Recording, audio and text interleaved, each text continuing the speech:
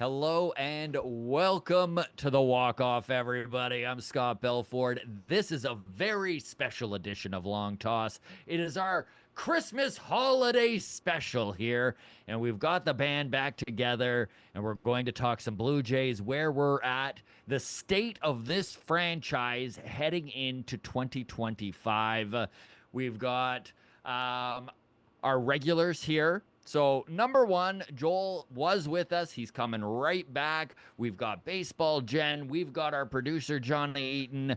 And we are going to go around the horn and see how everyone is doing. I will start with this, all right? So, everyone in YouTube right now, thank you so much for joining us. If you want to hit that like button and subscribe if you're not subscribed, that's obviously very much appreciated. We're also going to do a thing where I'm paying attention to the chat this whole time, and I thought we'd have a little fun with it off the top, okay? So this is what was going on Blue Sky a few days ago, and Patreon member and friend of the show, Mark Draybert, had a Blue Sky tweet. I know that's not what it's called, but more or less this is what it is. So this is Ross Atkins and how he would react to certain situations. So I'm going to give you some examples here. And then if you, the viewer, wants to jump in and throw out some examples of a scenario and how Ross Atkins would respond to it, we'll have a little fun with that throughout the show and kind of go to chat and see where things are at. So here's the first example from Mark Draybert. Okay, he goes, you're driving off the road, steer to the left. Ross Atkins, we're definitely interested in the possibility of steering left, but we do have confidence in our ability to steer multiple directions and are excited about the opportunities in front of us. Johnny Eaton, you had one here that made me laugh. Johnny's is, from the beginning, our goal was to reach our destination. That certainly remains. I know that turning left may help us, and I'm committed to that. We have a responsibility to the fans to look into our process of turning, and we will do that. It comes down to load balance, and we are cognizant of that. All right? So again, these are Ross Atkins scenarios and how he would respond to them. One last one before we get into the show here and go around the round table and introduce everybody. This was from me. I said, left is a turn we've explored collaboratively as an organization extensively. Under the right circumstances, if the opportunity presents itself to turn left, we have the full support of ownership to do so. So again, feel free to drop your Ross Atkinisms into the chat, and we'll get to those throughout the show. We do have lots to get to, as much as nothing has really felt like it's happened outside of a Bo Bichette haircut. But we do have stuff to break down, which we will get to before we get into our topics. Let's welcome back our panelists. All right, we're going to start with our producer, dressed all in his Blue Jays gear here, Johnny Eaton. Thank you very much for taking the reins of production here. And how was your weekend, my man? You ready for the show? I'm as ready as I could be, considering I haven't done it since summer. So it seems to be going okay so far, so that's great. But if anybody notices anything weird, please add it to the chat so that I can make adjustments. I don't know, things might be too loud or Let whatever. Johnny know your problems, people. Yeah, I'll be your Fraser Crane for the day. Fraser Crane for the day. All right, I'm and listening. then we have our two mainstays, and I'm so excited to get down into the nitty-gritty of where we're at, Blue Jays fans-wise. Baseball Jen, thank you so much for joining us. I know that you are sick, you're down and out, and getting some positivity out of you today might be difficult, but thank you for joining us again and toughing it out. Twice in 1 week. Twice in one week. It's like the old days. What? Right? Yeah, no, I'm happy to be here and talk all things Blue Jays, and hopefully I can tough it out for the whole episode. We'll find out. If we need to lose you halfway, it is what it is. We just appreciate you trying your best to be here. Our other panelist also did a show with us this week. Glad to be doubling down on two of our favorite guests. Joel LaFlamme, hey, Commie, welcome back, buddy. Thanks for making time. Yeah, nice to be here. A festive walk-off long toss episode. So it's nice to gather this time of the season, talk winter meetings and all things Blue Jays And all things Blue Jays. And our topics today are extensive and range from Blue Jays into other stuff that's going on around Major League Baseball. So we are going to get into the Vladdy extension talks. Obviously, there was a report that was floated out that he was offered a $340 million contract.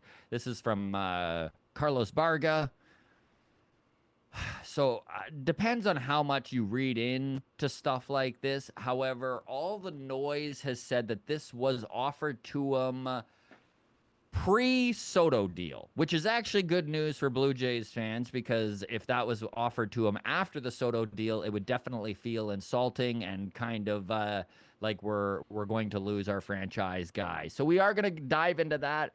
We'll talk the Blue Jays' direction or lack thereof and what could save this offseason. And I know, Johnny, you and I were texting a couple days ago about the difference between savvy GM moves that are maybe unexpected versus just being a touch too clever and leaving holes unfilled. So we'll dive into that. Kyle Tucker, the mega star that is a top 10 baseball player, winds up getting traded on his final year of his contract. And this does pertain to Blue Jays land a little bit, because even though his age isn't comparable and does have 4 years on Vladdy, he is similar in the ilk of his talent and how much he is sought after. So I think that a Vladdy trade right now might look somewhat similar to what the Astros received from the Cubs. We'll dive in there. John Fisher continues to be a giant butthead and has, it feels like, just has it out for Oakland fans, because now that they're officially out of Oakland, they have started trying as an organization. We'll also get into the fact that there is a little bit of revenue sharing math going on, and that might have more to do with the A's actually getting players right now than we're spending money, right? I don't. We'll dive in. Bo cut his hair, and this is where we're at as Blue Jays fans. This is the biggest news that we have to talk about, is that Bo Bichette has gone short hair. And all I will say is thank God he's not clean shaven, because my friends, I think I would have lost my mind if he was short haired, clean shaven, and I would have been like, great. So now we suck and we're playing like the Yankees, right? So like now we just have a bunch of guys with zero edge to them, and we aren't even a good ball team. So we'll talk that. And again, we will go into chat here and get your Ross Atkinisms as the show goes on. Let's start with you, Jen. I'm going to read you something before we dive into the Vladdy extension, okay? This is from Corbin Burns, and this was in August before he hit free agency. This is from ESPN.com. I'm going to have to do a lot of research this offseason on farm systems. Young guys coming up, groups of core guys that are on a team, Burns said. Where does it look like teams are going to be competitive? Where are teams just looking to spend some money to make the fan base happy, whatever it might be? I think I can provide value in helping to elevate some young guys on a staff. It is a group of young pitchers where maybe they missed the postseason this year, but they have the pieces to do it now and for the long term. But you never know what's going to happen each year in baseball. Now, I read this to you, Jen, because obviously there's a lot of noise about the Blue Jays pursuing Corbin Burns. And what he's looking for in an organization feels like there aren't a lot of checks being marked in the Blue Jays' favor there. Would you agree with that?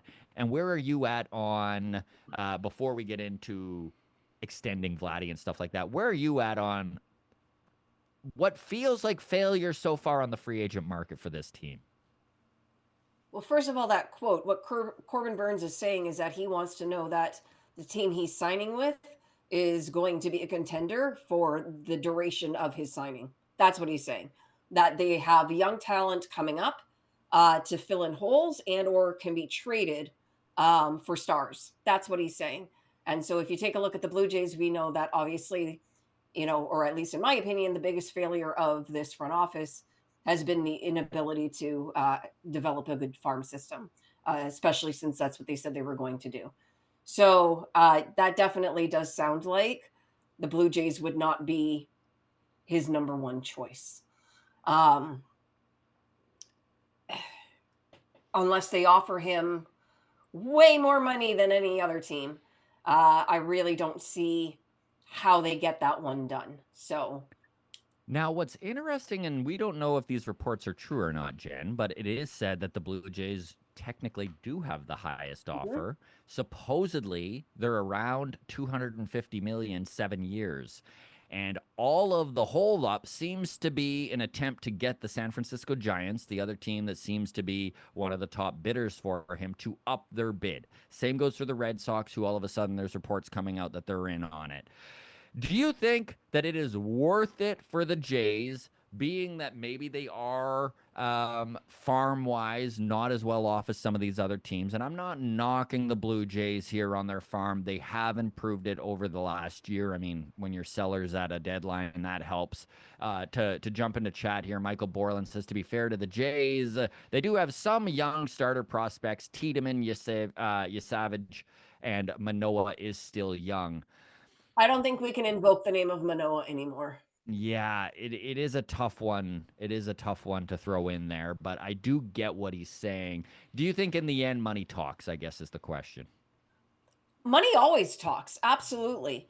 But you also don't want to do you want to be Mike Trout essentially? Like do you want to be on a team that isn't going to go anywhere, right? I guess that's what you would have to decide. The fact that the Jays have the highest offer on the table, if that is true, if they have the highest offer on the table and he still hasn't signed because he's still waiting for somebody else to top that because he'd rather go elsewhere, that is in and of itself a statement about how he views the organization, right?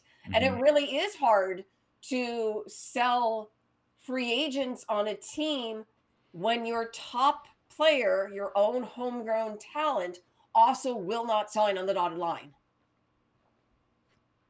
Joel, how important is signing Vladdy long term? And I know Jen just brought up the whole Mike Trout of it all, which is basically a reference to the Los Angeles Angels and putting all of their eggs in one basket, a basket that just hasn't worked out health-wise for them, and a basket they've just not been able to add other baskets around. And my apologies, this basket analogy is getting way out of hand, but I will throw to you Who here. are you, Ralph Atkins? Do you think that a guy like Corbin Burnes would consider this franchise more if Vladdy was already locked up? And how important is it, do you think, to maybe overpay to just get it done? Like, if you got to go 550 with Vladdy right now just to say that we still have a young, controllable member of this core, is it worth it? It's worth it. It's worth it because Atkins and Shapiro have yet to bring in any comparable talent over their tenure to Vladdy, which is still an Anthopoulos signing, which is shocking to me. Like, they're going to say he's not generational. Well, based off your generation. So it's this situation where if you could sit there and be like, oh, we've created 4 Vladdys on our own, and we can let him go because we know that we'll be able to create and build and draft top level talent. The Houston Astros of it all, if you will. Yes, but we are definitely and proven not to be that team. So it's this situation where, like Corbin Burnes, think about Milwaukee. Think about what he went through arbitration there, the seasons that he put up, winning a Cy Young, and then being third and saying, well, you didn't put up what we wanted you to put up, and being undercut by a team that should be going long-term with you, right? And then to come to Toronto and see that the 2 young stars here have fundamentally gotten the same treatment of being, well, not signing. These are the 2 talents that you're going to sign long-term. You're not going to get 21, 22-year-old talent that comes up and are game-breakingly good every single year. We found 2 we're not able to lock them up. So what does that say to Corbin Burns? Why is he hunting another team to come in and say, hey, because like Jen said, he wants to be competitive. He wants to be able to see a team that has the money to spend and the assets to move and being able to build on every way that you need to.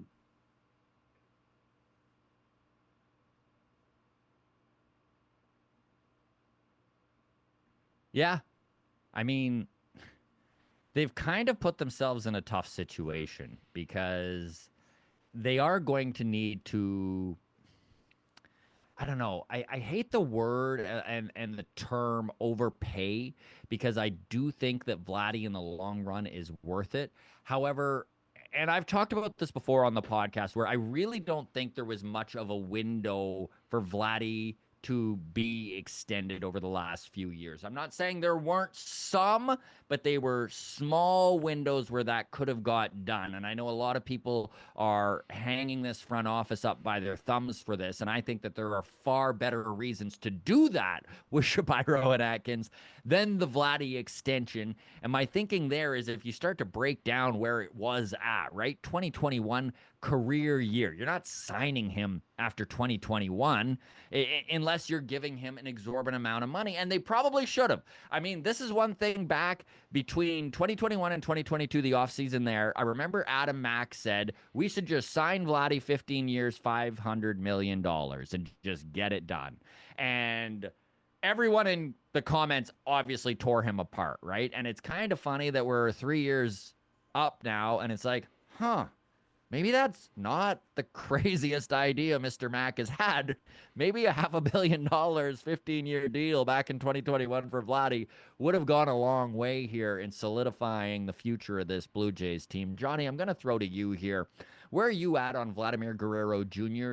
And it's interesting that there's two types of fans right now. And it feels like there's a type of fan that feels that Vladdy is going to get extended. It is going to happen. And then there's the fan base that is more resided to the fact that it would be crazy for him to not go to free agency. Do you think there is some middle ground here that can be had by this front office? And do you think a Vladdy extension can happen? I don't know. I mean, that's a terrible answer, but I just like No. I it's such a complicated situation because you could sign him, but then like you've invested all this money and what else are you going to do? It feels like the Jays cannot possibly solve their issues with a move right now. They've got to play chess and they've got to do 7 moves, and the only way I see through it to be competitive is with money. They got to spend. And it could hurt bad to the pocketbook for a short amount of time, but they need to give Vladdy a really healthy paycheck. Then they need to go out and get 2 other big ass bats. And I don't think they need a Corbin Burns, but I do think another pitcher. Like even if it's a 5th starter like Jose Quintana type, that's fine. I think they have a very good staff right now, and they just need another one. They just need insurance, basically. Someone who isn't going to suck and is just going to give them innings. But with the Vlad thing, like I don't know. I wouldn't want to be Ross Atkins right now, and there's so many reasons why. But I wouldn't want to have put myself in the position that he has put himself into, because it ain't pretty. Like, how is he going to do it? I don't know how he's going to save his job other than to get Rogers to open the pocketbook and go crazy. And I would love to see Vladdy signed, and I think there is a route there because he does want to be there. But I still think it's going to cost a lot. You know, he may want to be here, but it's going to cost. So who knows? It absolutely is. Jen, I would love to hear your opinion on some of the stuff going on in chat right now. Mark Drabert says if they are serious about making the playoffs, they need 2 power bats or a starter and a closer. And I would say I agree with all of that. Maybe not 2 power bats, but when you say we need one of Teoscar Hernandez or Anthony Santander, I mean, the truth, would you say, lies a little bit in they probably need them both? Both would be phenomenal. I mean, have you looked at the rest of the lineup? Right? Um, they need to score runs. I don't know if they've learned that lesson over the past 2 seasons, right? We all I mean, it's plain as day to anybody who's watched this team for the past 2 years that they need to score more runs. And so I don't I can't imagine that that fact is lost on the front office, and yet here they are signing more defense, right? So I'm not really I just don't know where the disconnect is, or if they just it isn't a disconnect if there's still moves to be made here. I would say, just backtracking a tiny bit, Hmm. just tossing a few things out there. I would say that there is a third type of Vladdy fan out there right now, and it's a very, very small minority, but one that is saying that if there is no chance that they can sign Vlad, then they've got to trade him and start the rebuild. Yeah. Well, I agree with that. I honestly agree with that. After watching the difficult decisions that Dana Brown has made as the general manager of the Houston Astros over the last couple of years, and where they've invested their money and how they've gone about their business, these are decisions that are not easy to make for a general manager, and obviously get a lot of pushback from the fan base. However, I do think it's probably the responsible way to run a team, right? If you cannot sign your players that are big assets in the moment, then maybe you need to get what you can for them rather than leaving the cupboard completely bare in the future here. I'm gonna go to chat real quick. Deb is chiming in here, says, I think Rogers could throw a lot of money at the team and still be profitable. Big names especially will draw eyeballs, merch sales, and bums in seats. Of course, there's marketing to think of as well too. So when you look at the landscape here, and Joel, this was an interesting thing that was brought up. Strange hot stove sequence. Since Max Fried and Nathan Eovaldi agreed to new deals last Tuesday, we've seen 7 major trades involving 13 different teams and 29 players, both, but 0 other prominent signings. So I guess my question to you, Joel, is there a way that this front office can go about their business to fill some of these holes that they have? Through the trade market. Now, I will say they obviously went out and got Andre Jimenez.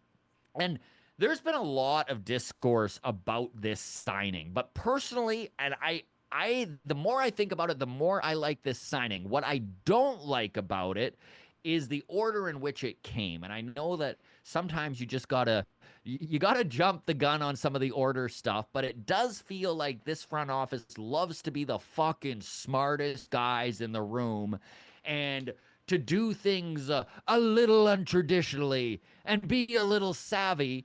And listen, I know there's a lot of people who feel the Jimenez deal might wind up coming and biting them in the ass. I'm not one of those guys. I actually do think that the money they're spending on this guy and the war they're going to get out of him, and I honestly don't think as bad is going to be near as bad as 2024. I don't think we can expect 2022 Andre Jimenez.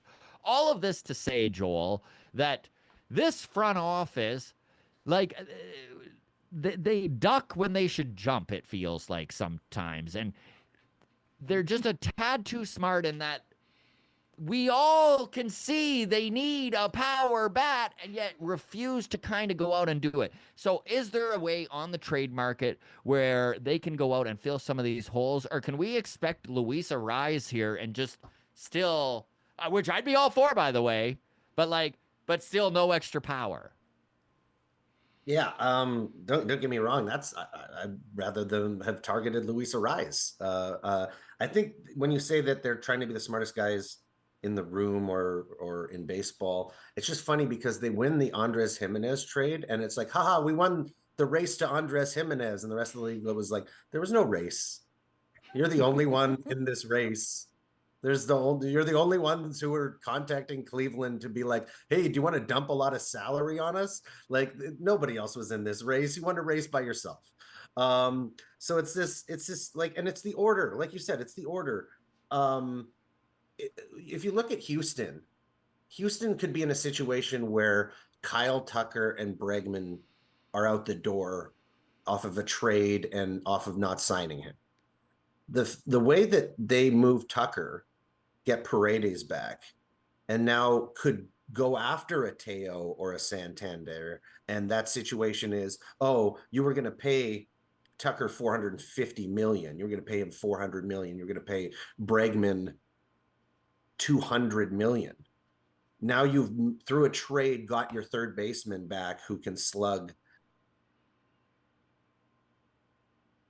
ballpark, and then you go get $100 million, $80 million corner outfield, and all of a sudden, two big pieces that would devastate any other team to lose. Oh, Houston can just magically patch that hole and save money doing so. And it's that situation where going after Jimenez, that's another 9-hole hitter. That's another guy that's like, he had one season where he hit. The rest of the time, he's not hitting against lefties. Don't sit there and hope that Andres Jimenez is going to change the game with his bat. And we've got so many players on the team that aren't there to change the game with their bat, you know, and the hunt for just the fact that the top of the top 5 lineup hitters were on this team. We had a plethora of them. We had excess. And now that we're sitting here going, God, we need one. We definitely need 2. Hell, we might need 3. You know, it's to be there, but just be so close to a time where we had a lot of money and we had the bats in-house, and realizing that they were here. And those are the guys that we needed to hold on to because they were here. And now to lose them and be like, well, we're not. And the fact that it really seems that some situations are closed off because of personal relationships. It's like, you think about who Ross Atkins and Shapiro deal with. Does it feel like they trade with all of Major League Baseball? Or does it sometimes feel like they're only dealing with about 6 teams? Like, they'll deal with the Mets, they'll deal with Cleveland. Like, it doesn't feel like all of Major League Baseball is clamoring to deal with the Toronto Blue Jays. I agree with that, Joel. And I think that, so the fan base, I think it's pretty obvious. We just do not have faith in this front office to do the right thing anymore. And I know that a lot of folks who are Blue Jays fans get frustrated with the negativity. And I hope that everyone understands that this isn't frustration with the players and the team.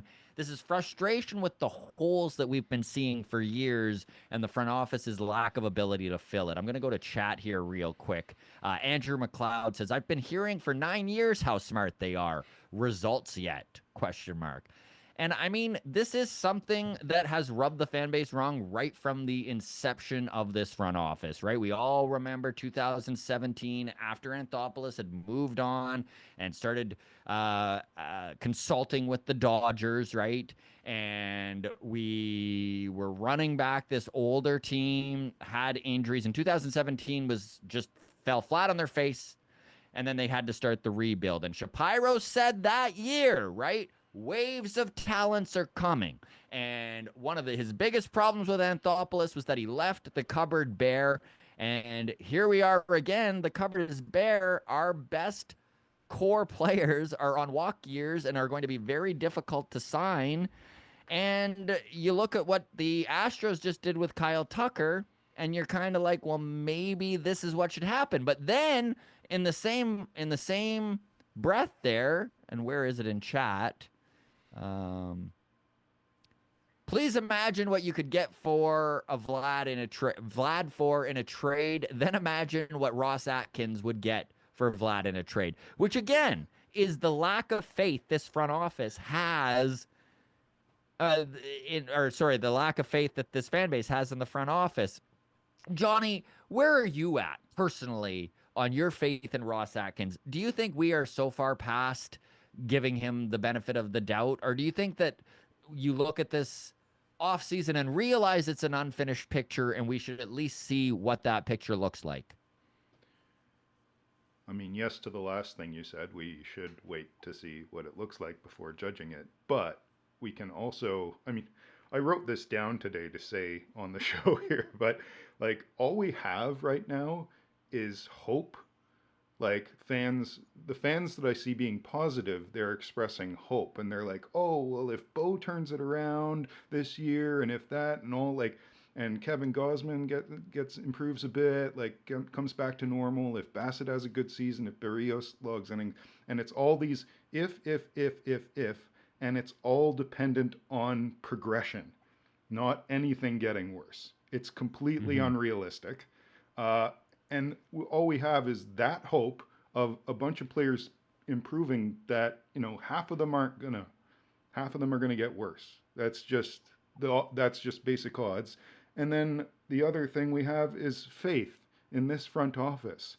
But then and that's the stuff about the future. But if you look into the past, what do we have? We have this front office just making terrible decisions since the winter of 2021.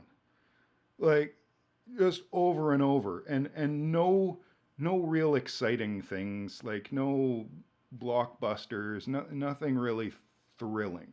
Like Mm-hmm. signing Kevin Gosman was good, but to me that's not a blockbuster move. Neither's signing Bassett. Those are just nice little savvy moves, but they haven't done anything to put this team over the edge. And last off season was just disgusting. It was like a freaking punt. It was like, Yeah. we give up. The market's bad. We're just not going to take anybody, even though there were all these deals to be had last year. Loads of deals. Trade And you'd deadlines. think, Especially compared to free agency right now. yeah, Yeah. and you'd think it would be like right in the Atkins wheelhouse of like, I don't want to spend a lot of money, but I want to make a smart signing that's like value. It's like those deals were made left and right last off season, but not by the Jays. Like there were so many discount deals to be had out there, like frickin' Blake Snell on next to nothing. I mean, he had a terrible start to the season, but he ended it crazy strong. And it's like, why didn't you try that out? Like it made no sense to me then, and I don't know. I have zero faith in this front office at this Jen, point. Just none. I, jump I, in here. I think we can question how they're valuing players. I think that's part of the problem, Oh yeah. Yeah. right? Like, somebody mentioned earlier about convincing ownership to give them the money. I don't know that that's the problem so much as it is how the front office is valuing players, and they will not move off of that valuation. Now, that can be good business practice, right? In the sense Mm-hmm. that, you don't get into, a ton of really terrible deals. But when you are trying to put a not competitive, let me backtrack. When you're trying to put a winning team on the field, you know, and you're seeing what players are being signed for, at some point, you do have to alter the way you are valuing players to match the market. Mm-hmm. And that's not what they don't seem to be doing that. Yeah, and I mean, going to chat here, there's some good points being made. Marco G says how many players just don't want to come north of the border, and I don't think that that's quite the issue that's being made of it right now. And I do think it's a problem right now. In this moment, players don't want to come north. But there was a moment in 2021 when this was a very, very good team, and there was some heat in Toronto, and I think it wasn't near the roadblock that it is now. Joe, go ahead, Jen. I did see a TikTok video, and I don't know where they got their information from, but it was the top 5 MLB road cities to visit, right? And so Toronto was number 3, I believe. So I don't know that players don't want to live north of the border. I get that, the travel across the border and all that jazz might be, And of course, some of them don't. Like, of yeah, course, a bit of but an irritant, but you're being paid in American dollars. You're only being taxed at Ontario rates for the games you play in Ontario. I don't know that it's as big of a deal as people make it out to be. Now, if Mhm. you're comparing Toronto to LA, yeah, who wouldn't want to live in California, right? So, I don't know. Every player who plays here seems to really like the city. It's not, I don't think it's the city itself that is an issue necessarily. Yeah, I agree with Jen that honestly, the city is like it's a very culturally, it's a beautiful city. There's Toronto's a great city to go to. Just remove your personal bias of where you live in the country, but it's a wonderful city to go to. People love it. It's great. It's a great situation when you come and you turn that American dollar into $1.40 Canadian, and you sit there and you go, "What? I got this much more in my wallet. My wallet is this much thicker when I come here." And it is a situation where, as much as hell we give Anthopoulos, and this was just as much free agency as it was trades, but that flow of talent did not seem to be closed just one GM before. You were seeing in free agency, in the offseason and at the trade deadline, massive stars coming to Toronto.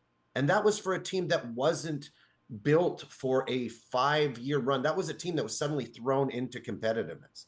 So for the fact that you were in this situation where you had Bo and Vladdy at their low points financially for what you have to pay them, and there was no bolstering offensively and building there for a winner. What is it when you bring them back and you're paying Bo hypothetically, magically, the stars align and we bring Bo and Vladdy back, and we're paying Vladdy $40 million a year and Bo 30, and $70 million is now being spent to them.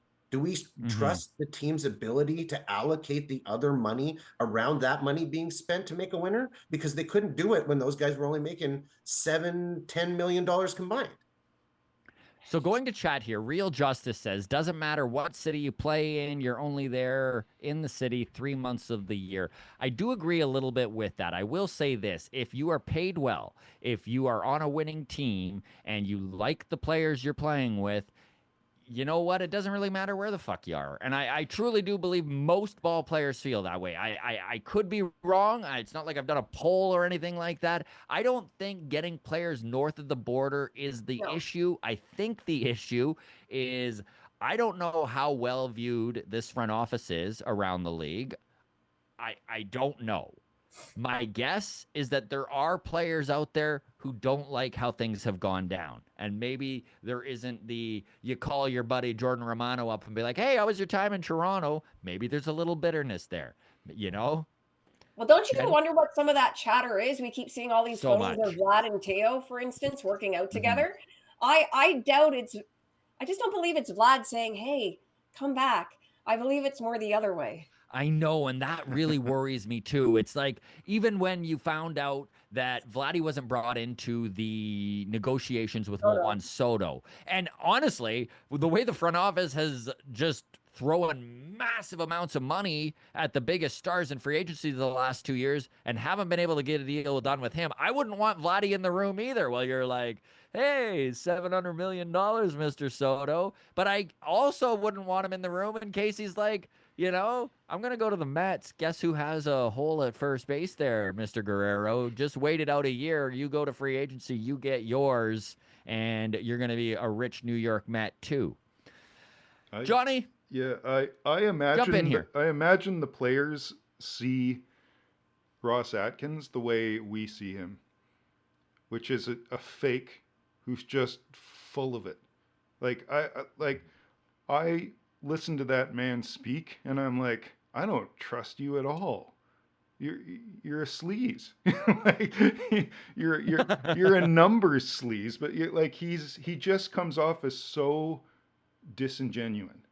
And it's just like how he sounds like a politician, and it's like I can't believe anything you say, and most of the time what he's saying doesn't have any meaning. It's just empty words, stuff he says to dance around anything real. And like, if I was a player, players are human beings, they can read people, and if I was under him as a player, I'd be like, screw this guy. Like, I would get tired of the Atkinisms as well, for sure.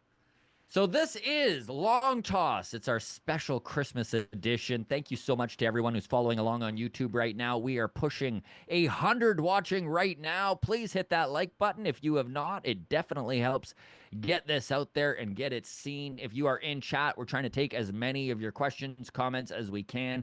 So keep them coming. We've got the one and only Baseball Jen with us. We've got Hey Commie, Joel LaFlamme, and our producer extraordinaire, Johnny Eaton. I'm Scott Belford. Again, thanks so much for joining us, folks. We're going to take a quick little left turn here and talk some Oakland Athletics. Now, this does tie into the Blue Jays a little in that right now, Blue Jays fans, the news of the offseason is that Bo Bichette now has short hair to match his good buddy Vladimir Guerrero Jr. And in the meantime, the Oakland A's, well, formerly the baseball team formerly known as the Oakland A's, is out there signing pitchers. Jen, I'm really curious on your view on what's going on in Oakland. They just made a pretty major trade with the Tampa Bay Rays to go out and get Jeffrey Springs and now have a legitimate, I don't know if I would say Springs is an ace, but he is a 1A number or a number 2 guy, I think, in most rotations. They went out and spent some big time money on Severino and a team that maybe was framed coming into this offseason as maybe they'll lose Brent Rooker, maybe they'll trade Mason Miller, maybe they'll strip down, and that has not been the case. What's your view on the A's right now? How screwed over would you feel if you were an A's fan? And how is this being allowed to happen? I just want to know how the franchise got to this point without, and it be allowed to get to this point, right? I really don't know what they're doing, to be completely honest. I don't know. There, whatever financial is in it for them, but it's a really bad look, and it's just a stain on baseball. It really does feel like a stain on baseball, and I know one of the biggest thorns in people's craw of things being even and the revenue sharing that's going on and how some teams just don't have motivation to spend. So I read that the Oakland Athletics need to hit $110 million in their payroll this year for them to continue to get the revenue sharing percentage that they've been getting, which is the highest in baseball. So they need to spend some money, and I think that that's what's going on. Joel, I'll throw to you here. How do you feel about the circumventing of rules like this? It makes it feels like this league isn't prioritizing competitiveness, and it's frustrating as a fan. Do you feel that a little bit when you watch teams like the Pittsburgh Pirates and the Oakland Athletics and how they operate? There's so many different levels of this onion to peel back. The game, like Major League Baseball, is the sport that's supposed to feel the most like society, right? There's no salary cap, and you got the big money guys, and that's society, right? You got to deal with the guys who have the money. They're going to walk all over you, and so just the elements of this thing, and like what I really find disgusting is stuff where you get like senior college players who get absolutely shafted on their draft signings because they've got nowhere to go.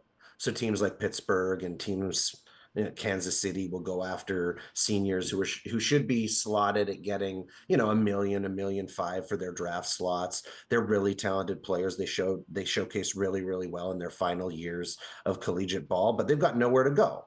And they know if they're not signed here, they've got no real other option, and they're going to have to go and prove themselves in Japan. So they get it's those types of practices. It's what minor league players get paid. It's like it's this system of every star that you can create, every player that you can build on and make a star out of is what the game is built off of. So if you're put in situations where your youth are calling it quits at 19, 20 because the finances are just ridiculous for them, it makes no sense for them to keep playing the game. But their development is still 4 years away. They're still 4 years away from finding that coach who really turns them into something special. And they don't get there now because, well, the game is just excluding that possibility. So it's the financing and the money aspect of this game. It really does get to you. And I think something that consistently gets thrown around in this league is a salary floor and how that has to work. But like, you have to think about the CBA and how signing players and all of that stuff has just been so warped with deferred contracts now, and the way that everything can be thrown together for baseball's always been trying to find the loophole, trying to find the advantage, trying to find that sneaky way to be better. But nothing could be more true than the way that they approach the financing. And because of that constant pursuit pursuit of the best possible contract, the most possible money. That gets to the point where it's like, we don't sit there and really worry about the record numbers as much as we worry about the record contracts. You know, the famous statistical numbers that used to flood our brains in the game are now being replaced with 765, you know, meaning the money is the number that we're all starting to sit there and remember. And it's just gotten to that case with the game. So going to chat here, this is a really interesting talking point here, and I'm going to go around the horn and get all three of your opinion on this, because I think that there's a real divide in how baseball fans view this. So this is a comment from Scott Farr, and he says, the only message the front office, oh, of course, now it scrolls up. There we are. The only message this front office will understand is an empty ballpark, exclamation mark. But the casuals keep going, and they will keep being themselves.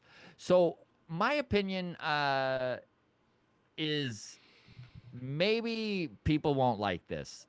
I hate so much that I'm expected to not go see my favorite sport because I got to punish Mark Shapiro. I fucking hate that it is on me, the fan, to set Mark Shapiro straight. Johnny, what is your opinion on this? Because Scott's not wrong, right? Empty stadiums send a message. How much of that is on baseball fans to basically deny themselves what they love to show a front office what's what? It's not on them at all, because of exactly what he said. The casuals will come no matter what, especially in Toronto, where they just set up a whole bunch of bars and like little video games where kids can play the game instead of watching it. You know, like there's you can boycott if you want. You'll just be an empty seat that'll be replaced with somebody else. Like there's not that the stadium will not be empty. It's just not going to happen right now. I wanted to say about John Fisher that I think my theory about him is that he watched Major League one too many times, and he got some ideas in his head. Right. He's like, if I make this team suck enough, I could move them to where I want to move them to. It is the Major League plot, and he did it. There was no happy ending for them. They didn't have Willie Mays He now Hayes has to steal free home. access to the Boca Raton Country Club. Yeah. So that's my thoughts on that. Jen, very curious your thought on Scott Farr's comment. And before I get to what you're saying, Mantis Toboggan, doctor, goes, the casuals will not keep going when it's not cool to go there anymore. It was cool to go there because of the young core and the renovations, which will no longer be the case. Jen, the casuals will eventually stop coming if this team continues to suck. Do you agree? In this economy? Yeah. I mean, so I'm not a casual fan. I'm somebody who has gone to a lot of games every single year, you know, for as long as I can remember, right? Good years, bad years. I went to 2 games last year. That's the fewest number of games I've been to in probably like for as long as I can remember. You know, and one of those we went because we were given tickets by the lovely I was Beef. given tickets to both. I did not pay. I personally did not pay for either ticket that I used.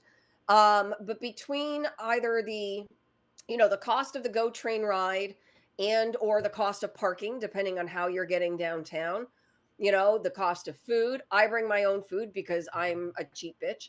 And they are not getting my hot dog money. But you know, like, but I'm being really, really serious. Like I am as like frugal about going to a game as I possibly can be. I don't drink at the game. And it was still So those $15 beers aren't reeling you in? no, not at all. It's still expensive enough to get to the game, to then sit there and watch a poor product on the field, right? So if you're a young casual fan and your whole goal is to just really go to a bar and hang out with friends, and you've got baseball going on in the background, you can do that at a sports bar, right? Now, to your point about how you, the fan, should not have to give up going to the game that you love in order to punish, the front office. What I will say that I learned this past year is that it's a lot of fun to just stay home and watch a game. I can eat what I want. I can go to bed when I want. There's no downtown traffic. There's no this or that. And that might be what people end up doing because the result is the same whether you're in the stadium or you're at home. That's all that there is to it. So I don't know. I think at some point that they will stop coming. Yeah, Joel, Toronto is a good baseball market, but it needs to be a good team to continue to fill the stadium like we've seen the last couple of years. Do you agree with that? And what is your thought on Scott Farr's comment of it's on us, we should be boycotting this and forcing this front office? What is your opinion? I think it's kind of already started. Last year, you're at the peak of your renovations, right? This is the year that, like, here we are, come out to our stadium, and the Blue Jays were not competitive, and the numbers were on the decrease for attendance. It's like it wasn't a staggering amount, but you now come into a season where your expectations are not to be competitive, right? Like they'll say that we are. We'll put on the facade that, oh yes, we're out there to win the division, but the fans have been fed so much lip service that they know the truth. And like Jen said, you go to sports bar to watch this team, and that's kind of the interest that the stadium is cultivating amongst its fan base, is that baseball, it's going on, it's happening. Come to the baseball game, there's a game going on, but look at all this other stuff. And the fact that they try to sell you on the bells and whistles, right? When we showed, I'm from Alberta, okay? When I went to watch the Blue Jays play, the competitive Blue Jays play, I can't say this for everybody, but the stadium experience is greatly improved by a winning ball club. The amount of joy that you experience from winning and seeing your team succeed is much better than a seat that's slightly tilted or it has a cup holder. I don't care if I have to put my cup on the ground. If my team is winning, I'll knock over a few beers in the process. The second arcade isn't moving the needle for you with a losing team. It's like, it's what you have a team that is there 81 times a year. And seeing them succeed and seeing them win, that just comes far before moving the outfield and trying to make it more of a fan experience. But you took wins away. You took the excitement away. The bells and whistles were louder, but the actual thing that you went to see there, the prime attraction, isn't the prime attraction. And the fact that the exterior experience, everything outside of the lines got better. Everything inside the lines got worse. Now this is all pre-renovation, okay? And I went to a bunch of games in 2014. I went usually by myself because I actually like to sit and watch baseball, right? I'm not there to socialize. And I would buy cheap 500 level tickets and I would go sit behind home plate. The ushers knew that wasn't where my seat was. Nobody cared because there was nobody in the stadium, right? Yeah. I was not in anybody's way. So I did this for probably, I don't know how many games. And I continue to do it into the first half of 2015, right? Buy my cheap ticket, go sit behind home plate, and, watch myself a baseball game. And then, of course, we all know what happened at the trade deadline in 2015. And all of a sudden, you could not do that anymore. You could not buy a 500 level ticket and sit down in the 100s because every single seat was sold and you were crammed in there with a bunch of screaming fans who were super excited. And let me tell you, that is a much better way to watch a ball game. Agreed 100%. And to add on to what both you, Joel, and you, Jen, just said, we're going to go to chat here. Mantis Toboggan says, Oakland had people show up when they were winning, and that place is a dump. Great point.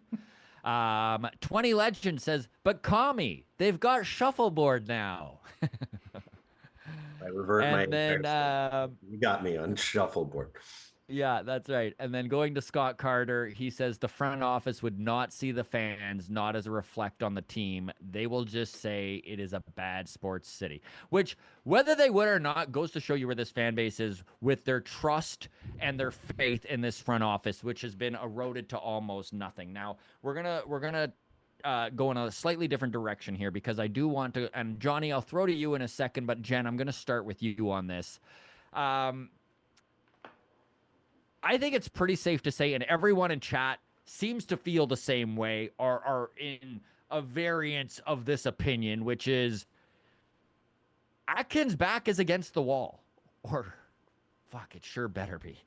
Uh, and I'm a little surprised that with his back against the wall, he hasn't made more risky moves, and I'm well aware that we might see some real crazy stuff go on before this baseball season opens. I'm not saying they might not take some real stabs here you wouldn't see normally, but a front office that is normally very calculated and very adverse to risk, we've seen them kind of stick with their mantra. Has that surprised you a little, Jen? And do you think we could see this front office maybe take some swings we wouldn't normally see? Because for two guys that I think, like Shapiro's contract is up at the end of the year, like they're both probably out of here if this team stinks. Where are these big swings? So I guess my question or my comment would be, if they were going to, wouldn't they have by now? Like, yes, they did make an offer to Soto. But like I said, you know, the front office gave them the go ahead to spend more money or to offer Soto more money, and they still did not. They kept their valuation. So they did not take that big swing when it was presented to them, right? Like that's how I'm looking at this. If that offer to Vladdy, I know it was prior to the Soto signing, but if that was their offer to Vladdy, I wouldn't call that a big swing. No, I Right? agree with that. I agree with that, Um, Jen. so I really don't know. And just to backtrack slightly, back to the comments about less attendance and whatnot.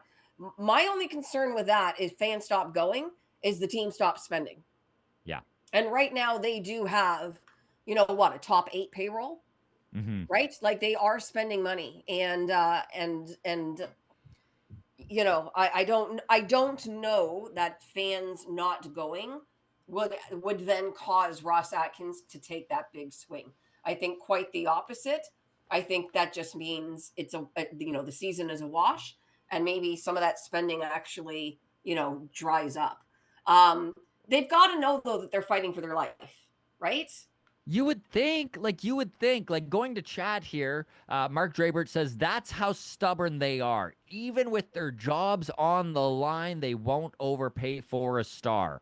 RC Cyber Warrior says this front office needs to move to a different sport since their baseball instincts are terrible, looking at the steady decline in our team's performance. And, like, Johnny, I'll throw to you here. I'm curious your thought on if we could see a big swing. Like, could we see them go out and maybe surprise us and maybe make a trade for a Luis Arise or a Luis Robert Jr.? And where are you at when you think about this season and the trade deadline and what would need to be done if what they do this offseason is a failure? How can we expect Ross Atkins to kick off a rebuild mid-season if he still has the job? So where are you at on just everything we've kind of gone over here, and what do you think Rogers' next step is if they fail this, they don't take a big swing and they fail this offseason? Yeah.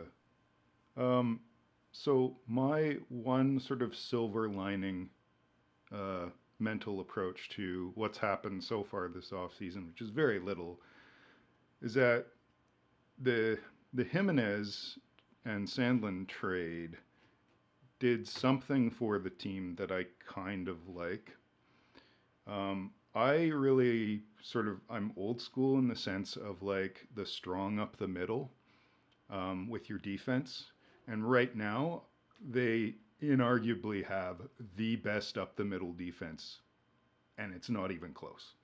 The catcher, shortstop, center fielder, that is as elite a trio as you get. You got a guy who's been robbed of a gold glove, should have gotten one. A guy who has platinum gloves. The two other guys have the highest defensive run saves at, in the infield and the outfield.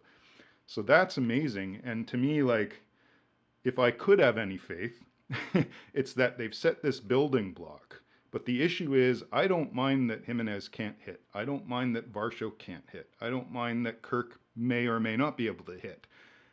Those are great defensive players, and if they're hitting 6, 7, 8, 9, somewhere in that area, great. I am perfectly happy with those guys being where they are. The thing is, you gotta put just bombers at every other position. Springer's still a problem. If they could pull a trade off to just get him out, like retain the money, just get him out, get whatever you can for him, and go get like. It doesn't have to be superstars.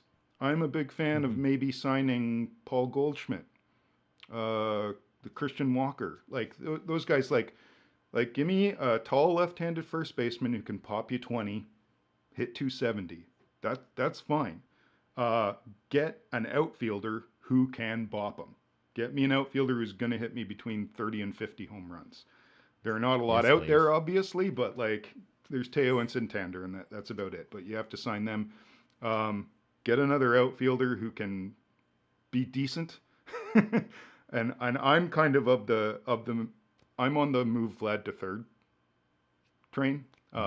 Move him to third. I don't care if his defense isn't great. He's got a hell of an arm. If you move Jimenez over to shortstop, who cares that Vlad's at third? Yeah, that guy's going to cover the whole left side of the infield. Then go get yourself like the Goldschmidt or and then you've got a lineup, and you've got a longer lineup, and you've got amazing defense up the middle. And that's so like that's how I can imagine they can do it. But again, like I said earlier, you got to spend. They have to. There's no way around this. And if they don't, I can't imagine what their psychology is right now. Because if they're like, we're going to stick to our plan as we've assessed our evaluations and blah blah blah, like you guys are screwed. You're just, it's like you're stubbornly giving up, which is the weirdest thing to do. it's like the kid in high school who's like constantly failing, and they're just like, I'm never going to pass because I'm stupid. And you're like, you're not stupid. You're just not putting the effort in.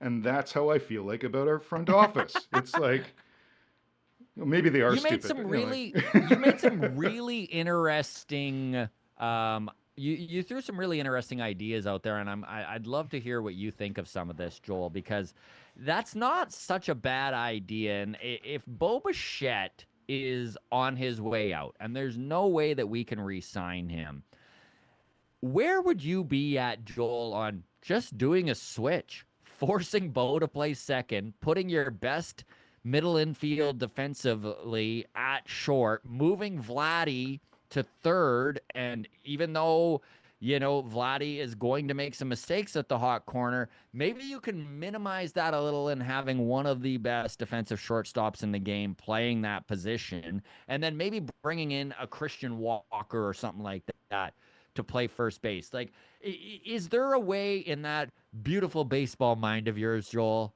where you could start moving guys around a little bit and maybe get more production out of this lineup with some savvy signings? Yeah, well, Springer and the decline of Springer and the money we spend on Springer, it's a Vernon Wells situation, right? Where you get anything for it, and that would be a miracle. It'd be an absolute miracle. The Vladdy situation at third base, that like obviously I was never off the idea of moving him off third. Okay, since he was 20, he's a 20-year-old third baseman. Let him stink it up for 3 years. Let him stink it up and figure out that position, because when you get to the point where you're Rafael Devers and you're just slightly below average defensively at third base, but you're a 3, 4, 5 hole hitter hitting in third base, it's those bonuses that you get in your lineup when all of a sudden your 3 guy is third base is synonymous with power. Just for my day and age, it was synonymous with put a big guy there who doesn't have the middle infield feet. He's got a cannon, use the cannon, put him in front of the ball, put a big body there, let him block some stuff and throw people out. Okay. That's my mentality of what a third baseman was, at least when I was growing up watching third base. And that's very much a position that Vladdy should have had the time to sit there and do.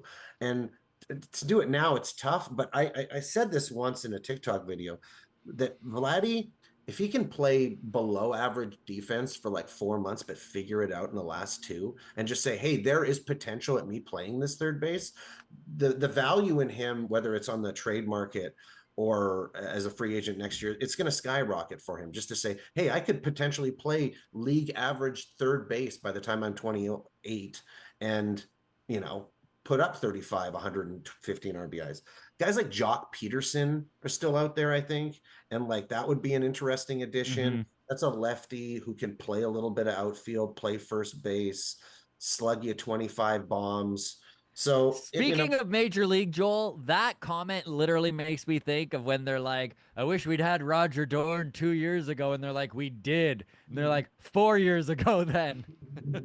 It's kind of that. Yeah, it's very much that situation. A lot of Major League going on. You realize that movie was so ahead of its time with all their thought processes. But yeah, it's lineup and the fact that, you know, Springer, you want him to be a 1 are we still going into this season with the expectation that George Springer is a leadoff hitter? Do they still believe that? I mean, it's an unserious team if they do. I'm on the fence that this is a serious team anyways. But if George Springer starts this year at leadoff, we're fucked.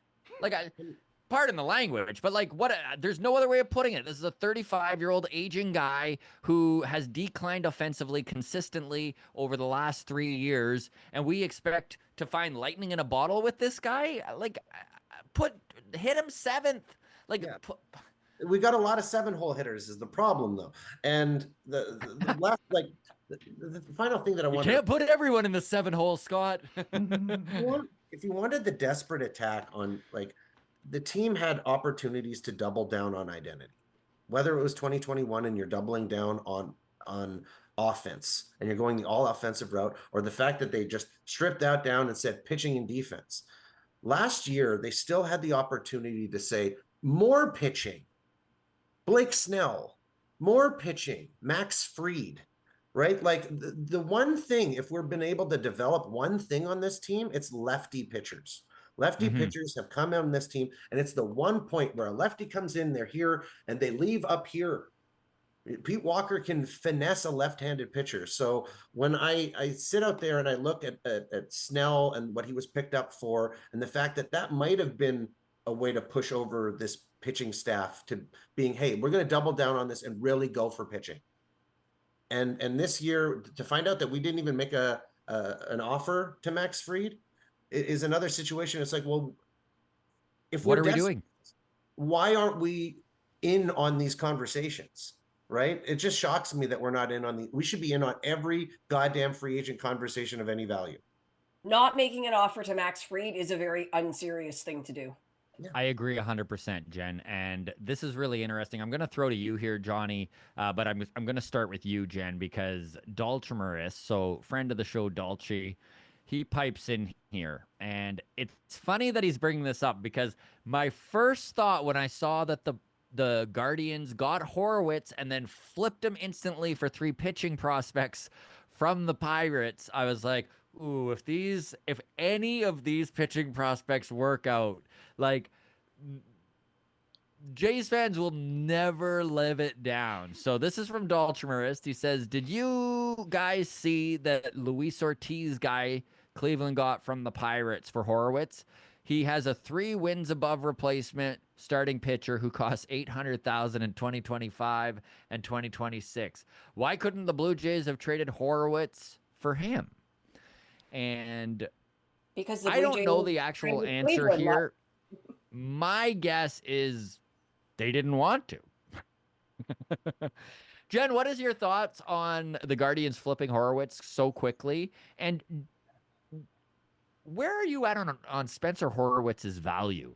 Because I was honestly a little surprised that he moved the needle quite as much as he did. And I'm not saying that Andre Jimenez wasn't also a salary dump. There was obviously that involved in it. But even the pitcher they got, Nick Sandlin, who, sidearm guy, weird arm slot, he's going to be like an Adam Simber and probably look really good for a year or two before everyone in the division and AL kind of figure him out. But what do you think on Spencer Horwitz's value? Do you think that the Blue Jays actually did develop a talent there? I mean, it certainly seems that way. He was Right? obviously right. So, I would assume, Cleveland kind of had that deal in their back pocket going on to get those prospects, and they just needed the piece to do it, right? Just one of those little, those little Moneyball, right? I thought of Moneyball, that whole Yeah. phone series. I think that's kind of what was going on here. And I mean, good for them. Did Toronto do their due diligence and see, who else out there would take Horowitz and what they could get for him? I have no idea. Or did Cleveland go, Cleveland you know call them what? up? We'll take Horwitz. Here you go. Yeah, like I have absolutely no idea how that went down because I don't think anybody saw that coming. Mm-hmm. Right? No. Like that was not a move anybody could have predicted. So I would be interested in how that actually happened. But yeah, sorry. Clearly, Horowitz has value. And did the Jays value him lower than the rest of the league? Or were they just so concerned, to Johnny's point, about getting stronger up the middle that they were okay sacrificing some offense because they believe they will get that offense from somewhere else? I don't know, because there doesn't seem to be a direction. Mm-hmm. No, and it is frustrating to see the lack of direction with this team. This is our Christmas special, holiday special long toss, folks. Thank you so much to the entire grounds crew has been following along here. Where are we at? Let's take a look at where we're at. We're at 103 watching right now. So a big thank you to all of you who are following along. It would mean so much if you hit that like button and subscribe to the channel if you are not. Every little bit obviously helps. So thrilled to have with us our panel today, producer extraordinaire Johnny Eaton, our two mainstays on long toss over the years, Baseball Jen and Joel Aflam. Hey, Kami. Folks, really curious on what we have for our topics. So we do this every long toss where we go around the horn with all of our panelists and we get a topic. And so we are going to do that really quickly here. But before I do want to toss to you, Johnny, I'm curious your thoughts on the Spencer Horwitz move, how much value he had, and if you were a little surprised by that. And then on the other side, I'm curious your thoughts on Will Wagner, a guy who, was very comparable in the way that his makeup was with Horwitz, in that doubles hitter, good on base percentage, a real contact guy, probably a dude who could hit 300, decent at second base, but not the greatest defender. So thoughts on Horwitz leaving, and where do you think Will Wagner fits into this team? I was pretty surprised by both parts of that trade. I was surprised that when the deal was made, and I was like, oh, Horwitz out and a minor leaguer, like who's coming back? And I was like, oh, a high glove like shortstop and a pretty serviceable bullpen piece. And I thought that was a pretty good return for a guy who really proved himself for all of like 2/3 of a major league season. To me, that was impressive. And then my brain immediately went to, why'd they get a shortstop? Like, he's a second baseman, but really Jimenez is a shortstop. And I'm like, they're already planning for Bo's departure. That's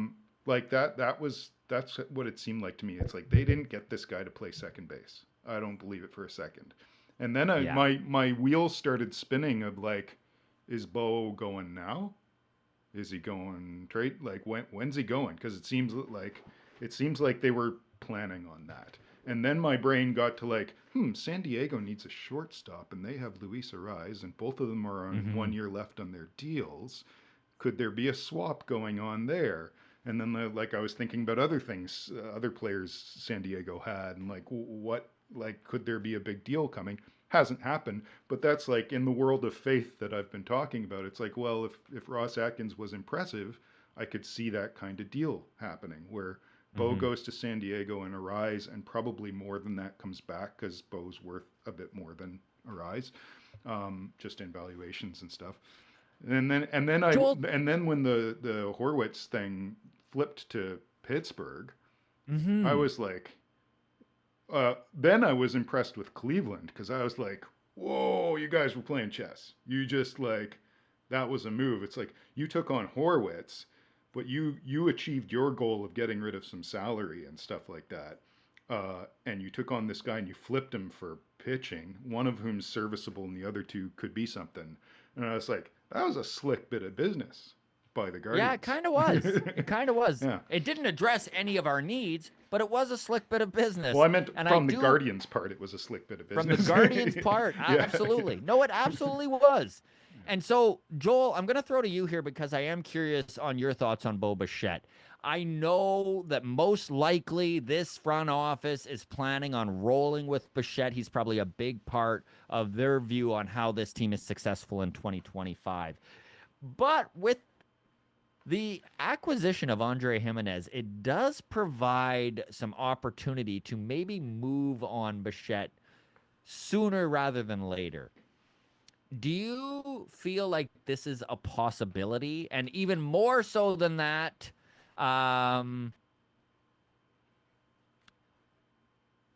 do they have the balls to do it? To move on from Bichette right now, I think, honestly, what kind of makes sense to go off of what Johnny said was the Atkins, they're going to run this team back as a competitive ball club. So I think that there's a good chance that Bo and Vladdy start the year on this team. Houston is going to be the team that deals Tucker because they feel like they can deal Tucker and legitimately be competitive. I think it's a situation where Atkins will give us the lip service. He'll put up a lineup out there. And when we start to falter come the deadline, if Bo can put together 3 months of competent defense and a 310 batting average, 840 OPS, the value on him at the deadline is going to be more than it is right now. There's going to be a team that is in it and desperate to move pieces that they were not desperate to move at this point, not understanding where Bo is. So it's kind of that reliance that he's going to come in healthy. He's going to come in hungry. He's going to come in playing for himself. Let's milk 4 months of that, trade him at that high point. Because even like, and how much could he really like lose in that process? He could really bolster his value. And I think it's a situation where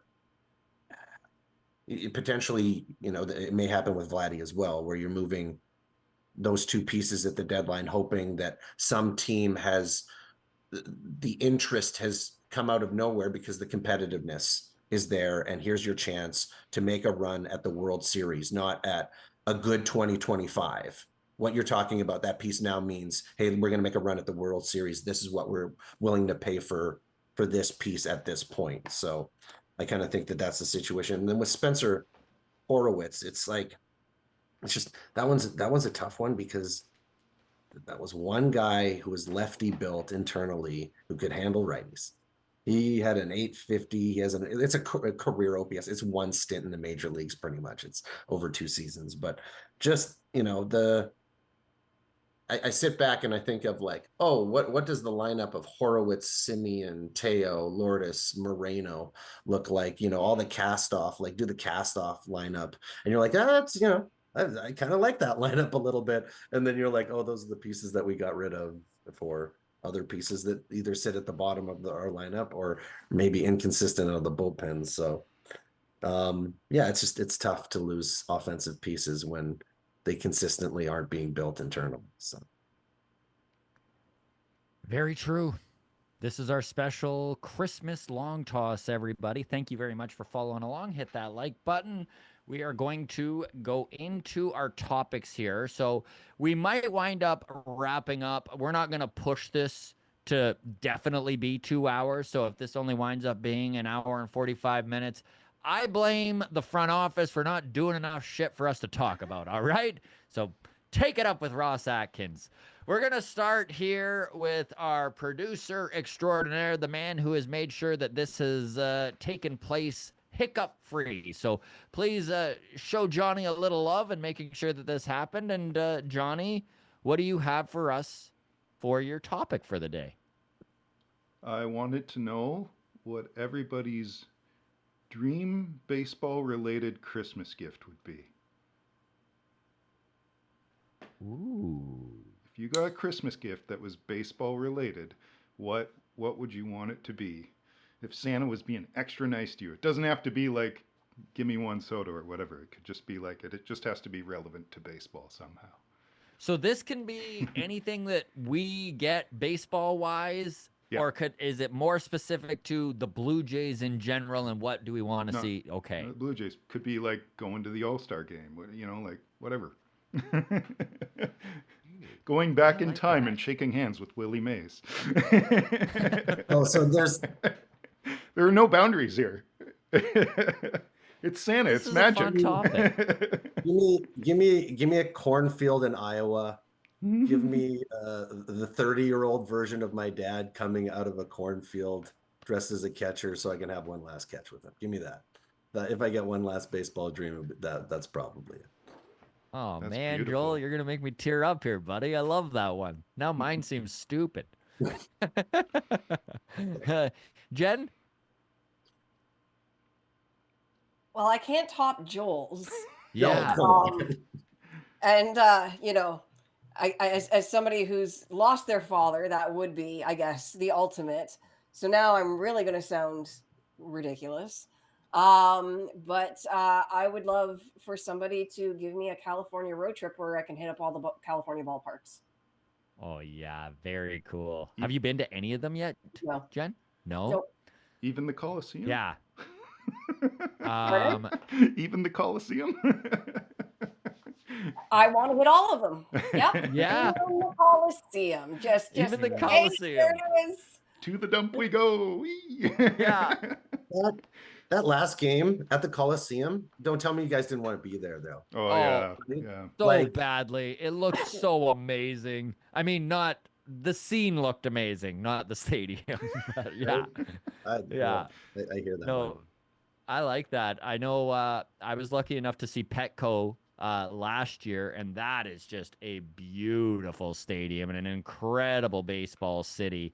The way they've set that park up to just, you've got like your real baseball fans in the stadium, and they've got like this kind of like party area in the back where the views are horrible there, but it's just all the casuals. And I kind of like the separation of casuals to the hardcores. It's kind of a fun little thing. And then if you've never been to Dodger Stadium too, folks, that's another one that just, I think it's the third oldest stadium out there right now. And it feels like you're kind of in a football coliseum with how much cement there is everywhere. Like, it is definitely something that was built in the 60s, but also very, very cool. I love that one, Jen. I was on the same page as many of the people in chat here, so I'm going to read some of them, and I will just say that it's very much where I was. RC Cyber Warrior says, a new front office. Jeff Smart goes, Atkins and Shapiro being fired. And honestly, all I want is for my Toronto Blue Jays to be a team worth watching again. Because I'm going to put myself through the ringer and watch them anyways, because I'm a fucking masochist. So I'm going to watch them, even if they're horrible, even if I hate it, even if it doesn't even give me joy, which kills my wife, because I will watch baseball that will actually turn my mood from good to bad. And then she's like, well, why? Why? So I'm with all of you in chat there. We'll continue to go around the horn here. Jen, what is your topic for us today, my friend? Oh, I don't get to have my Christmas gift? Oh, please, Johnny. I'm sorry. Yes, your own topic. Answer your question. Where are you at? So mine was, I want me and my extended family from the States, who are all big baseball fans, to be all together in the left field seats just beyond the wall in Skydome, 1993, Game 7. So Oh, that one of us catches that Joe Carter ball. I just want to be Sentimental there and for lucrative. that. That's good. Yeah. yeah. I just want to be Yeah. there for that. But like, all my good memories involve watching baseball with my extended family, usually down in Kansas City at Kauffman. I just got a lot of good Very memories cool. of watching games with them, so that's what I'd like, more of that. Yeah, Kaufman's one that is on my list. Man, it's a cool stadium, Johnny. It's a great stadium. It hasn't, like, they've had small renovations over the years, but it's mostly the same to what it was when I was going, as a kid in the 80s. And the best place to sit back then, you paid, I think it was $2 admission to go sit in the right field bleachers, just on the other side of the foul line there. Like, you're not in the outfield, you're just off the foul line at the back. And on a hot day, like those 38, 99 humidity days that happen in Missouri, you get the spray from the fountain, because the prevailing winds blow the spray from the fountain over, and you just sit there with your beer and get sprayed and like make fun of Dave Winfield, and it's great. Yeah. Make fun of Dave Winfield. Love it. Yeah. All right, Jen. Number one, just thank you so much for toughing it out here. I know that you are as sick as a dog, and you have been here to complain every step of the way, and that's why we love you. What do you have for your topic for us? Okay, mine's just a really simple, like gut instinct type of question. Okay, it's kind of a two-parter, but they line up. So, what does your gut instinct tell you? Um, are fans going to be satisfied or angry with the Blue Jays come opening day? And what will happen at the trade deadline? In other words, are fans going to be happy with the offseason? Yes or no? And that first half of the season, what is that leading up to?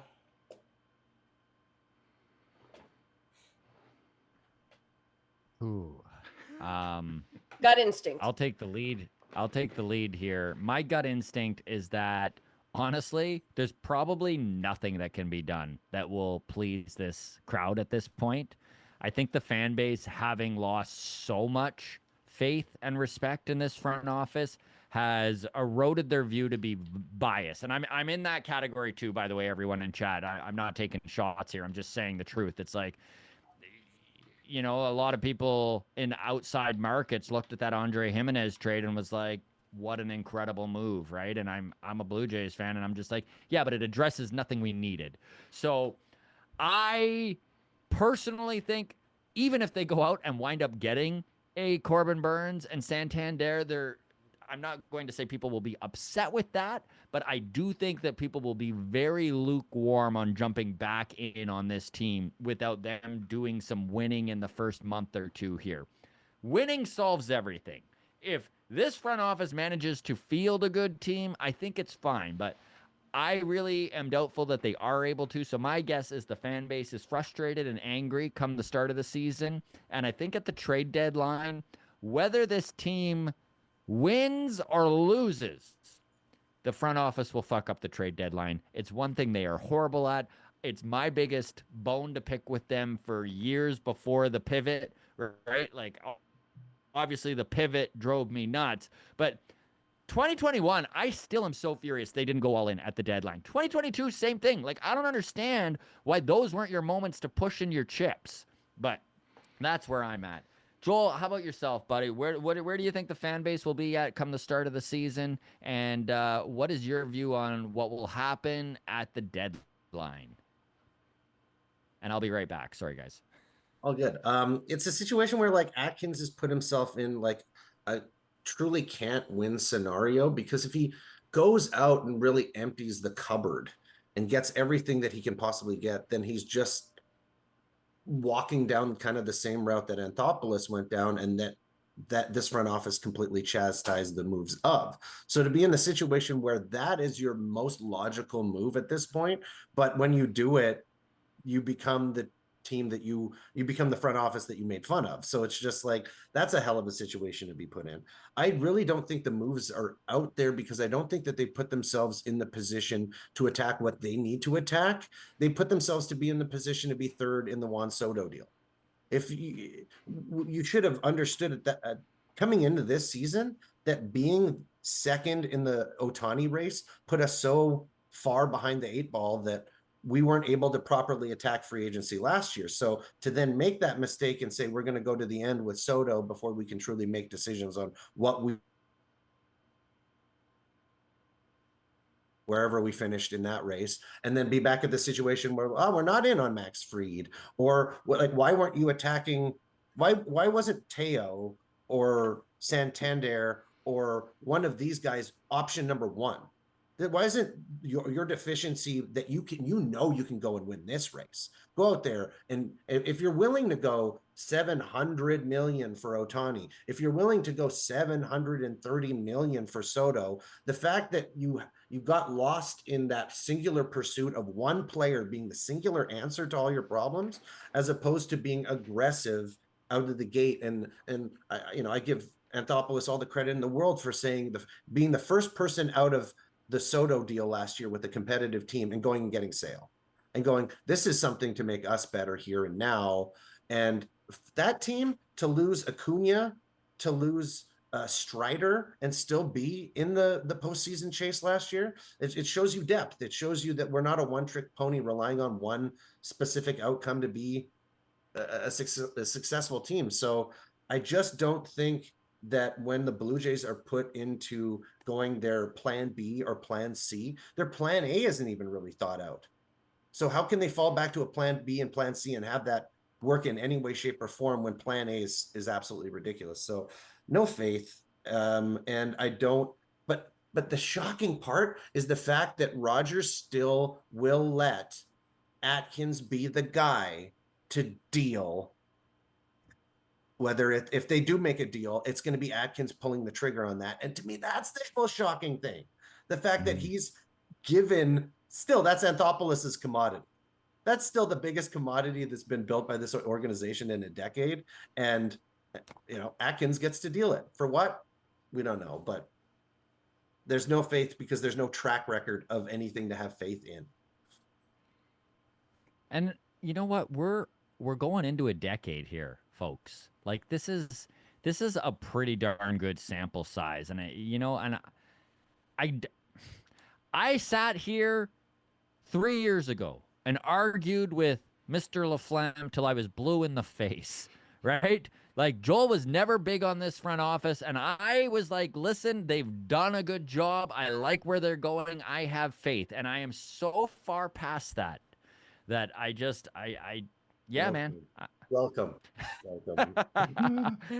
Johnny, how about yourself, my friend? Where are you at? Do you think this fan base, is there any way to appease the fan base going into this season? And come the deadline, where do you think this team is at? I think just based on previous years, at the beginning of the season, the fan base is going to be excited for baseball again, regardless. It's just kind of the way we run. We're like, and last year, like the product that was being put on the field was dumb, but we were still excited to see baseball again. So I don't see us all being like super disgruntled and bitter to start the season. I feel like we'll be excited, and then the shoe will drop very fast, and we'll go to very angry again very quickly, because I don't believe that they will make this team good enough to be better than fourth or fifth in the division. And as far as the trade deadline goes, no matter what happens, I think it's just going to be a massive embarrassment for the front office.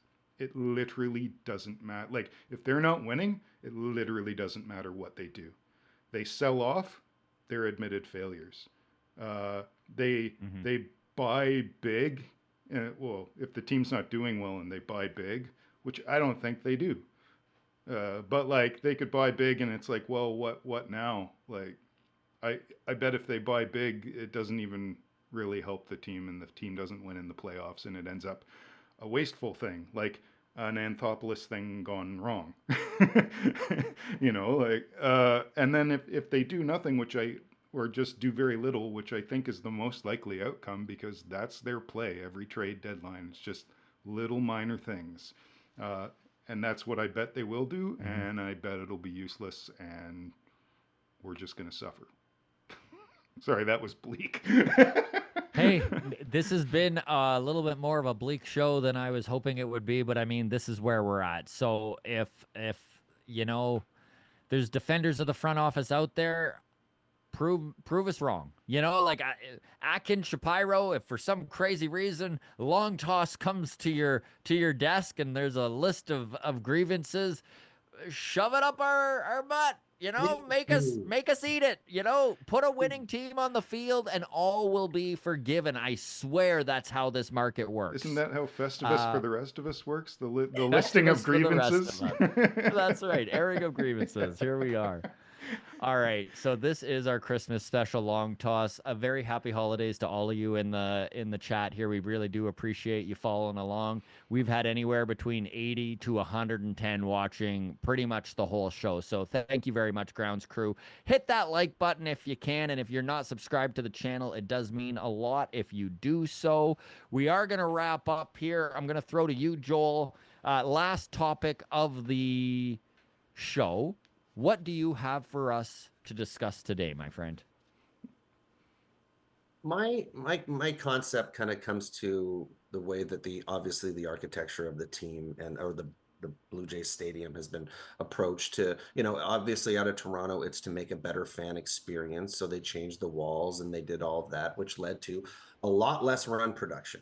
Now in Baltimore, their approach to Camden Yards, which is a beautifully designed ballpark, was to make it a little bit uglier, push the left field walls back, and that had a drastic effect on how the Baltimore Orioles won games. So it wasn't necessarily how the stadium looked. It was pretty much to stop, Gleyber Torres from consistently going off against them.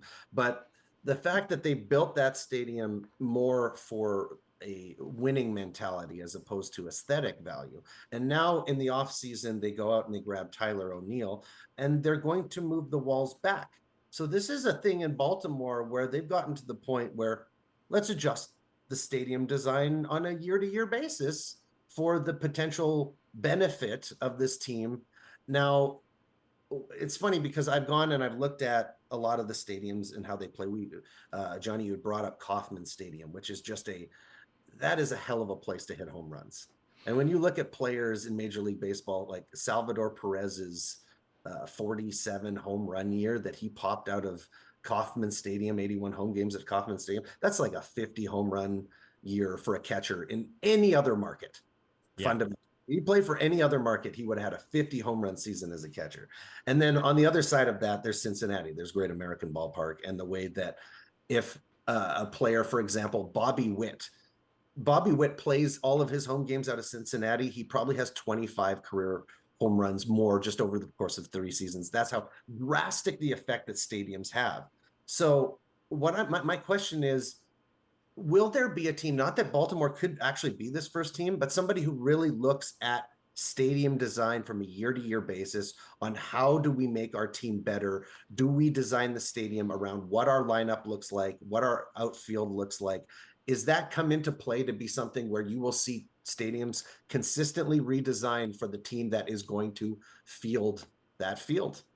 I think that's my question. I love this question. I will throw to you, Jen, to start off here, but I will say this. So I did look into this, and there is 0 rules in Major League Baseball to prevent you from changing the configuration of your ballpark from year to year. So this is totally within any organization's right to do. Obviously, you need to pay for the reno costs or whatever to do so. But when it comes to moving walls in and out, that's pretty insignificant. Jen, where do you think, like, we're kind of seeing it in Baltimore, aren't we?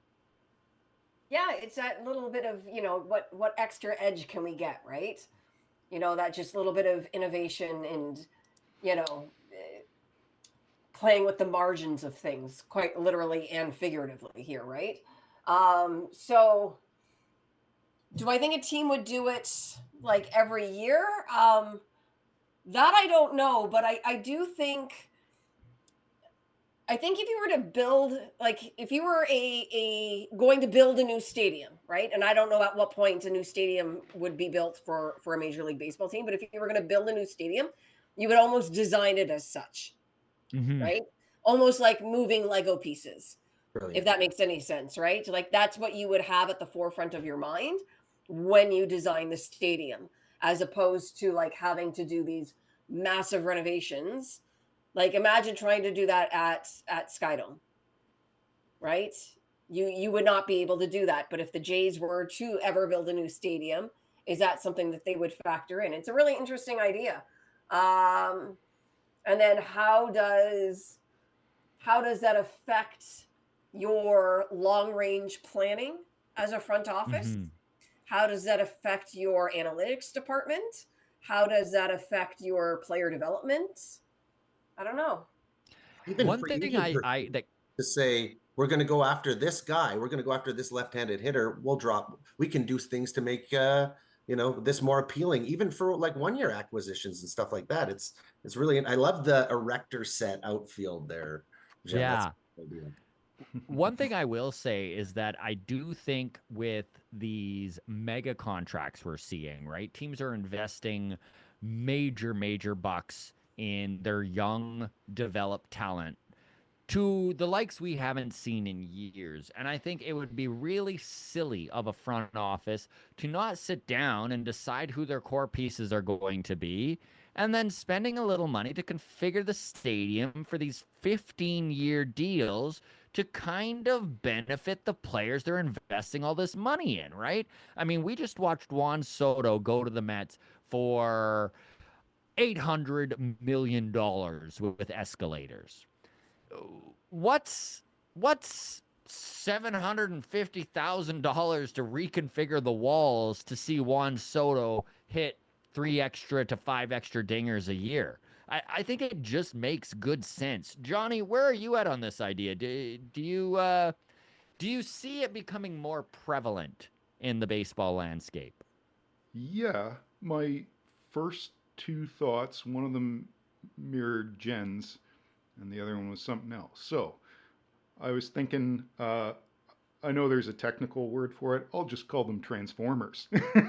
So you have walls, including foul territory and your outfield walls, to be transformers. That are robots in where disguise. You've got a more Yes. defensive team, you expand foul territory, that kind of thing. You've got a light hitting club, you just like keep the walls high so you can hit doubles and the other team can't hit them out, all that kind of stuff. The team that, they're, unfortunately for them, their stadium got really roughed up and they might need a new one. And what would it be? What more perfect team to have this stadium than the Tampa Bay Rays to constantly manipulate their stadium every year for their advantage? And I can totally see it. If the Rays can get a new stadium, I could see them. They're smart cookies down there, and I could see them doing that. And suddenly you have forget the roof at Tropicana and all that. You've got this transformer stadium that's moving in and out each year. Foul ground territories expanding. Yeah. I love it. All right, folks. Thank you so very much. I We're going to almost wanna wrap. see that happen. Sorry, I almost want to see that happen now. Yeah. I do too. I love the idea. And I know Adam Mack, he wasn't able to make it today, but this is where he would step in and be like, all walls should be 6 feet tall. All right. We're going to wrap up here. I do wish to say to everyone in the chat, a very happy holidays and Merry Christmas to everyone. I hope you enjoy your new year and all that sort of stuff. We really do appreciate you following along with us here on the walk-off over the year and the years for that matter. So a very hearty John Schneider tip of the hat to you all. Please do hit that like button. And if you're not subscribed to the channel, it really does help to subscribe. Now, Johnny Eaton, our producer extraordinaire, thank you so much for joining us, my friend. Where I know that your album is fantastic. Your latest album you have out there. Do you have any shows coming up here? Johnny's situated in the Ottawa area, but is there anything folks can come see you do in the near future? Not right now. I had a show back in November. It went really well, but I got really sick with COVID for like 2.5 months there, so I haven't been able to do much, and I'm just sort of waiting till the holidays are through to try to start booking shows again. But my music can be found on Bandcamp and my own website, johnnyeaton.com, if people are interested in it. Check it out, folks. It really is a really gritty, bluesy, maritime-y kind of. I don't know how to describe it, but it's fantastic. It's I all love over it, the buddy. place. That's right. Baseball Jen, my favorite long toss aficionado. And I mean that with the most disrespect to you other two. No, but what's your Christmas looking like? How's the New Year shaping up for you? Where can people see your beautiful baseball mind on Twitter? What's your handle? All that good stuff. Yeah, I'm just looking forward to getting through the next week and getting to a bit of a break because, like I said, I've been sick for almost 3 weeks now, so I really I need to shape up here, to be honest. But yeah, I'll be on Twitter, especially when rumors are flying about, hitting the refresh button. So folks can follow me at baseball_Jen with 2 N's, and yeah, I'm hoping to maybe pick up my J's content in the new year. We will see. Well, we look forward to it, and we'll be knocking on your door to get us on get you back on the show here soon. So glad you could join us. Hope you feel better, and again, thanks for roughing this out, Mr. LaFlamme. So happy to see you making baseball content again. If you're on TikTok, folks, you need to follow him. Hey, Kami, you were a big Hollywood big shot there for a while, but you're back in Edmonton and making TikTok content again. Good for you, buddy. Yeah, I realized that I shouldn't just let that entire thing go dormant the way that I had. And I take a nice 45 minutes of my morning and I carve out some content that I'm able to release throughout the day. And I've gotten more scheduled on it. And I realized how much I missed the daily discourse. Just put a video out there, put a thought out there, and have people love you, hate you, but just the conversation is great to partake in. So I definitely missed it. And yeah, it's nice to just be firing out baseball content again, of course. It's been great. I've been loving, for everyone in chat who hasn't seen Joel's content, he's been on a bit of a RBIs actually matter rant phase, and I love it. It's beautiful. Turns out driving in runs does mean good things for your baseball team.